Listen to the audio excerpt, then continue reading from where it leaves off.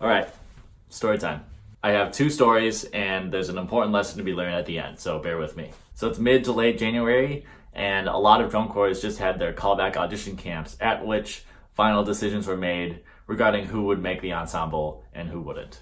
So I thought it'd be a good idea for me to jump on here and talk to you guys about the two instances when I had the privilege of being cut and what I learned from them.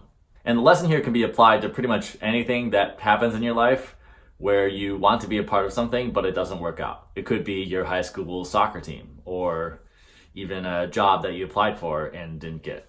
All right, here we go.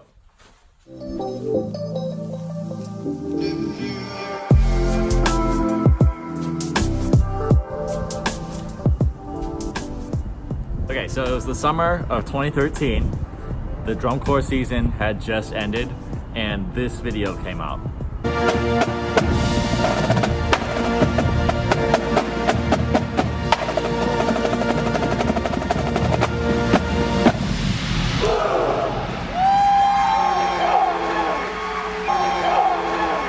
I'm guessing a lot of you have seen it already.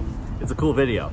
Up until then, I was undecided about whether I wanted to do drum corps or not. But while I was watching that video, I was thinking to myself, okay, I kind of want to do that. So then audition season rolls around in the fall, and I was a senior in high school.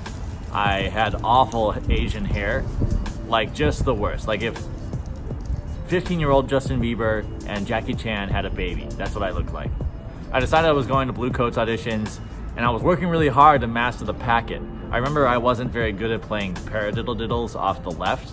I would just sit in my room for hours in front of a mirror, just playing left paradiddle-diddles. I went to the camp in November with no idea what to expect, and I was scared shitless. And there were a ton of snare drummers there. There had to have been at least 70. And for most of the weekend, I felt like it was tough for me to differentiate myself. But then I went into the individual portion of the audition, which was just me in a classroom across from Roger Carter. And again, I was terrified. But it went well enough for him to give me a callback right on the spot. Now, skipping ahead to the callback camp in January, it went okay. Sunday afternoon rolled around and everyone at the camp knew whether they were going to get a contract or not, except for two people. Me and, funnily enough, Aaron Bailey were the only two left that didn't know our standing. Once the camp was over, I was told that they couldn't give me a contract yet and wanted to see me again at the next camp, which wasn't until 3 months later.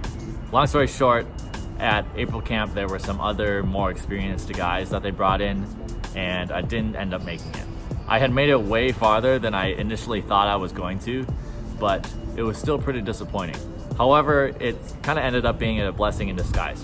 I didn't fully realize it at that time, but I was not physically or emotionally ready to do a drum corps tour. Although I missed out on Tilt, which was a pretty cool show, I spent that summer with Minnesota Brass and had an incredible experience. And since Minnesota Brass is a DCA corps that only rehearses on weekends, I was still able to enjoy my last summer with my friends before we all went off to college. With my experience in Minnesota Brass and the extra confidence I had after nearly making the line the previous year, I went on to make the Bluecoats the next year for the 2015 season.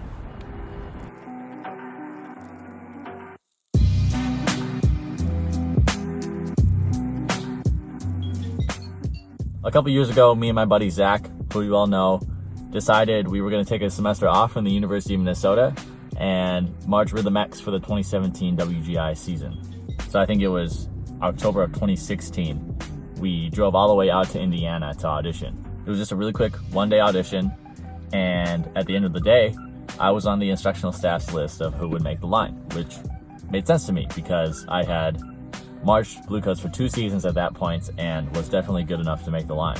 But even though I was willing to take the spring semester off and move all the way out there, I had to finish the fall semester first, and they didn't like that. I don't want to go into all the details here because it's not really the point of the story, but ultimately they ended up not taking me, and how it was handled, how it all went down, was enough for me to not want to go back. But if I had marched Rhythm X that season, I probably wouldn't have finished college in 4 years, and I probably wouldn't have the cool job that I have now. And without those experiences, Kyle wouldn't be marching Burkett City with us. We totally don't think he should be back in Minnesota where he belongs.